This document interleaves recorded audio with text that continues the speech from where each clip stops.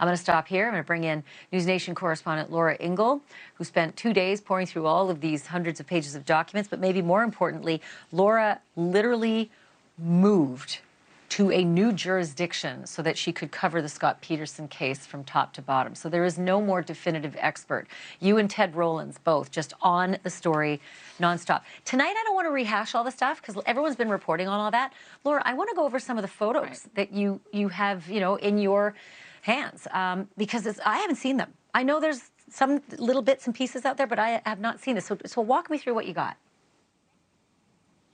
So we have a couple of things that I've had, for the last couple of years. Last year, I worked on a documentary on the Scott Peterson case. And in my interviews, I talked to Janie Peterson, who is Scott Peterson's sister-in-law, who has really been leading the charge, trying to fight for a new trial to tell anybody who will listen to her that she believes and the family believes he is innocent. In fact, she has this war room. I call it a war room. She says it's an evidence room. She's got this, kind of like Homeland timeline on her walls with other supporters that they have made, showing all of the different phone calls and the eyewitnesses that have come forward talking about what they say proves that Scott Peterson could not have possibly committed these crimes. The pictures that you're looking at now are from photos inside of the home that are on that in that war room on the bulletin boards.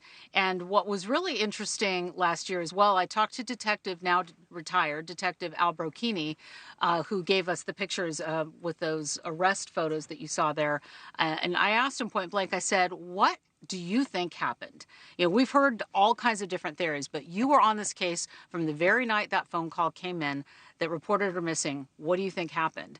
And he said, I think that Laci was sitting on the end of that bed where you see that white duvet, and that Scott Peterson somehow he strangled her, put a bag over her. They had some kind of an argument. There was blood specks on the end of the bed, not at the top of the bed by the pillows where you might, where you might not, cut yourself if you were shaving.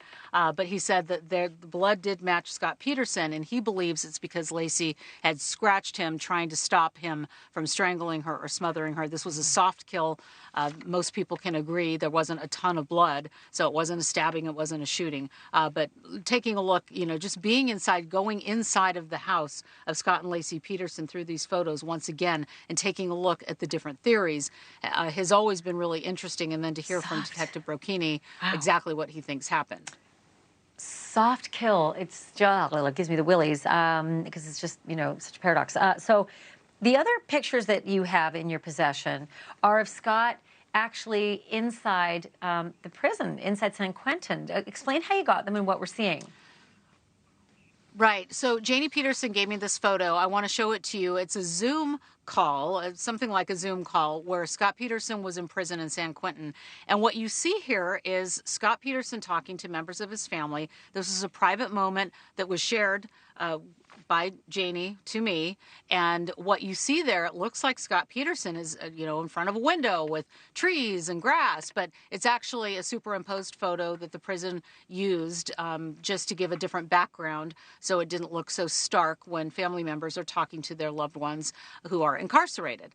So this was really kind of the first time, all that we've seen for the most part from Scott Peterson are the various mugshots through the years. But now we see him having a moment with his family. They were sharing a private family joke in this picture that you're seeing. And now he has been since moved to Mule Creek State Prison, which is in Ione, California, just outside of Sacramento, where he's serving life in prison without the possibility of parole, all the while talking with the family members that you see there on that Zoom call, trying to work towards what just happened this week with this massive document coming out, asking for the retesting and testing of evidence that they say had never been tested before to help prove that he did not do these crimes. Thank you for watching. Go to newsnationnow.com to find NewsNation on your television provider. And don't forget to click the red subscribe button below to get more of NewsNation's fact-driven, unbiased coverage.